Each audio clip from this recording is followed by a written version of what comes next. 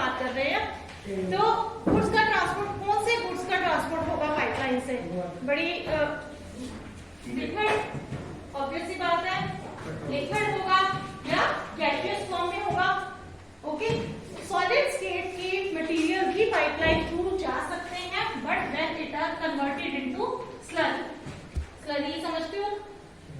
कुछ थिक सा liquid, like जब कभी हम कुछ बनाते हैं, कुकिंग में कुछ करते हैं, लाइक केक का बैटर बनाया या कुछ बनाया, मैदे का घोल टाइप बनाते हैं, उसको बोलते हैं स्लरी। ठीक है, तो इस तरह से अगर हमने किसी सॉलिड चीज को थ्रू पाइपलाइन ट्रांसपोर्ट करना है, then we have to convert it into slurry. Slurry के फॉर्म में, लाइक मान लो कि कुछ मेटल है जो मेल्ट होके ट्रेवल हो सकता है, मेल्टेड फॉर्म में वो ट्रेवल हो जाएगा, आगे जाकर उसको फिर से सॉलिडिफाई कर दिया जाएगा, उसको जिस भी शेप में उन्होंने सॉलिडिफिकेशन उसकी करनी है उसमें हो जाएगी। अब पाइपलाइन जो मीन ऑफ ट्रांसपोर्टेशन है, it is the cheapest form of transportation. बनाने में खर्चा जरूर आता है, बट इसकी बाद में मेंटेनेंस कॉस्ट इसकी सबसे कम है। Cheapest means of transportation and fastest means of transportation. Fast भी है, क्यों? Because pipelines are underground.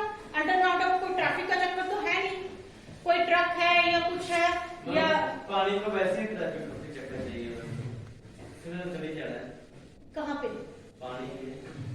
मैं कोई बोल रही ना, पाइपलाइंस का कोई ट्रैफिक का इशू नहीं है, तो इसमें और ट्रैवलिंग की जो स्पीड होगी वो भी बहुत ज्यादा है। तो एक तो चीपेस्ट है, टाइम सेविंग है एंड फास्टेस्ट है, बट ड्रॉबैक क्या है? Not suitable for all goods. कुछ लिमिटेड गुड्स ही है, those can be travelled through pipeline, सारे गुड्स नहीं जा सकते। किसका? दूसरी गुड्स भी हो सकती है, सारी तो नहीं हो सकती ना, सारी हर टाइम वही कह रही हूँ ना, जो स्लरी फॉर्म में जा सकती है, हर चीज को तो नहीं आप स्लरी फॉर्म में भेज सकते हैं ना, जो चीज स्लरी फॉर्म में पॉसिबल है। ओके, ठीक है, यस क्या आता है? यस, क्वाइट बेटा। नेक्स्ट हमारा आता है रेलवेज।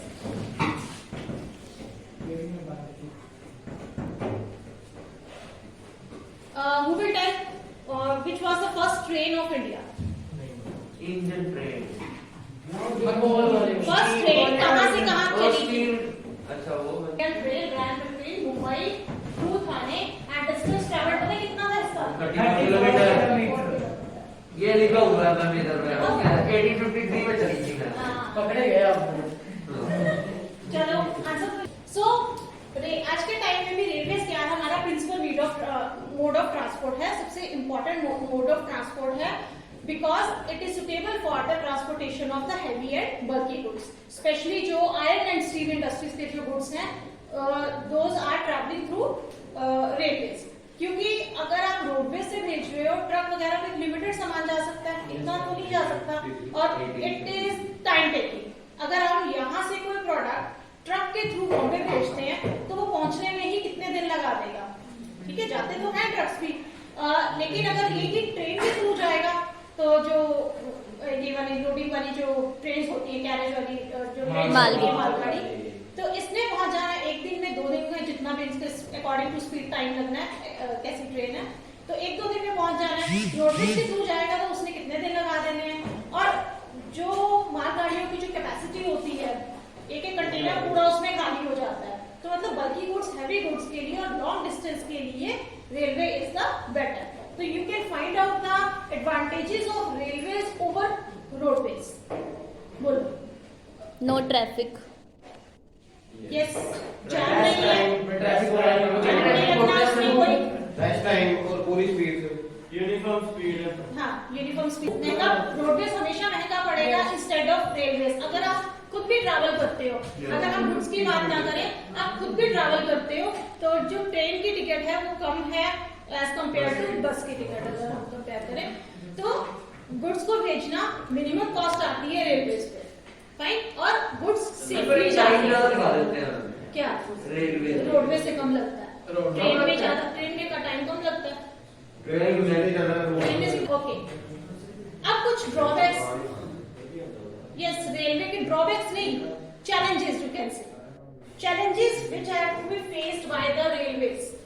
रेलवे इसके अंदर काम करते हैं, एक मिनट, रेलवे इसके अंडर काम करते हैं सेंट्रल गवर्नमेंट के अंडर कि state government? Central. Central government, because it is connecting the all the cities of the central nation. Okay, तो अब बुक से हटा ले ध्यान, बंद कर दे इसको. क्या चैलेंजेस हैं जो रेलवेज को फेस करने पड़ते हैं? ठीक है, तो एक तरह से हम लोग इसकी जो एक्सपेंशन ऑफ रेलवेज को हम 3 कैटेगरीज में हम लोग अगर डिवाइड कर दें, एक हो गया प्लेन एरिया में, एक रेलवे है प्लेन एरिया में, एक है थोड़ा अपना जो माउंटेनियस प्लेट्यू. अनस्टॉपेबल मूवी देखी बाहर निकल जा क्लास से. ठीक है, रेलवे ट्रैक बिछाना अपने आप में चैलेंज है, काफी ज्यादा कॉस्टली है रेलवे ट्रैक को बिछाना, और रेलवे ट्रैक को सेटल करना डिफरेंट है as per the structure texture of the soil. अगर हम बात करें प्लेन एरिया की, तो प्लेन एरिया में सबसे ज्यादा कन्वीनियंट रहेगा रेलवे ट्रैक को सेटल करना, बिकॉज उसमें ट्रैक में अच्छे से सेटल हो जाना है. बट यही अगर डेजर्ट वाला एरिया है, if deserted area is there, तो वहां रेलवे के लिए चैलेंज क्या है कि वहां पर जो सैंड है वो दबती है. ट्रैक बिछाया, सैंड जिसको कहते हैं धसना कहते हैं जिसको, उसमें दब जाना है. या जो डेजर्ट एरिया में आती हैं तूफान आते हैं, स्टॉर्म्स आते हैं, उनकी वजह से क्या होता है सैंड ड्यून्स के नीचे ट्रैक्स छुप जाते हैं, विजिबल ही नहीं होते, कितने कितने नीचे चले जाते हैं सैंड के नीचे. तो ये वाले बड़े चैलेंजेस वहां पर फेस करने पड़ते हैं. सिर्फ कुछ लिमिटेड जगह पे ही ट्रैक बिछाया जा सकता है जहां पर नीचे कुछ सॉलिड बेस हो कि जो है ट्रैक नीचे धसे नहीं. क्योंकि ट्रैक हमने यहाँ पर स्टेबल किया और वो नीचे चला गया, तो उसका मतलब क्या होगा, बैलेंस नहीं रहेगा, नीचा हो जाएगा. ऐसे ही हाँ, लेकिन प्लेन्स में एक प्रॉब्लम आती है. एक प्रॉब्लम प्लेन्स में क्या आती है, रिवर्स. अगर प्लेन में प्लेन एरिया है तो रिवर्स भी उतनी ज्यादा है, जैसे कि गंगा रिवर हो गई, यमुना रिवर, बड़ी बड़ी रिवर्स हैं. अब उनको क्रॉस करना है तो फिर क्या बनाने पड़ते हैं, रेलवे ब्रिजेस बनते हैं. एंड रेलवे ब्रिजेस बनाना फिर से दोबारा वही कॉस्टली एक प्रोसीजर हो जाता है. ब्रिज बनाना, ऊपर से रेलवे ब्रिज बनाना, वो और ज्यादा कॉस्टली हो जाता है. तो एक ये चैलेंज फेस करना पड़ता है प्लेन वाले एरिया. नाउ प्लेट्यूज वाले एरिया में क्या है, हिल्स हैं. प्लेट्यू वाले एरिया में छोटी छोटी हिल्स हैं.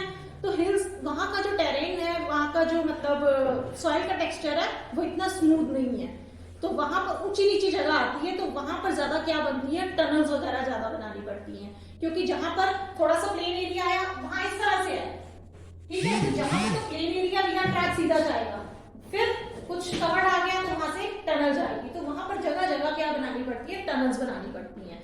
तो ये भी रेलवे डिपार्टमेंट के लिए एक चैलेंज हो गया कि कहां कहां से निकलना है ट्रैक. मतलब हमें लगता है ना कि ये ट्रैक बनाना बड़ा सिंपल सा काम है.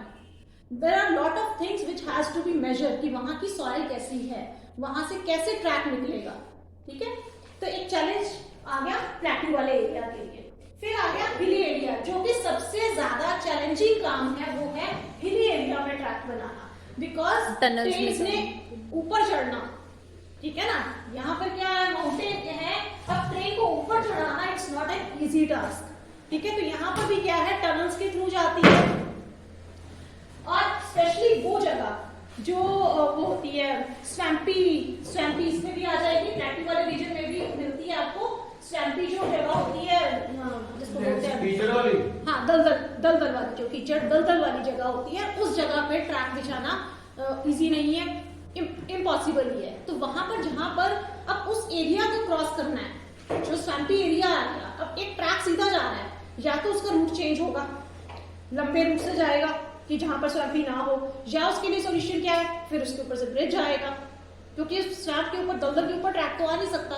तो इन सब चीजों को देखना पड़ता है. हिली एरिया में क्या है, जहां जहां पर सिर्फ ट्रैक जा सकता है, ज्यादा ऊंचाई तक वो भी नहीं जा सकता, बहुत ज्यादा ऊंचाई तक ट्रैक्स फिर नहीं जाते हैं. तो जहां जहां तक ट्रैक्स जाते हैं, यहाँ पर भी मेन क्या है, टनल्स काफी बनती हैं. हिल्स वाले एरिया में आपने देखी होगी, ट्रेन जाती है तो टनल्स में से होके जाती है, क्योंकि वहां पर भी हिल्स की कटिंग कर करके फिर उनको ट्रैक सेटल करने पड़ते हैं. तो ये हो गया रेलवे डिपार्टमेंट के लिए challenges to settle down the track.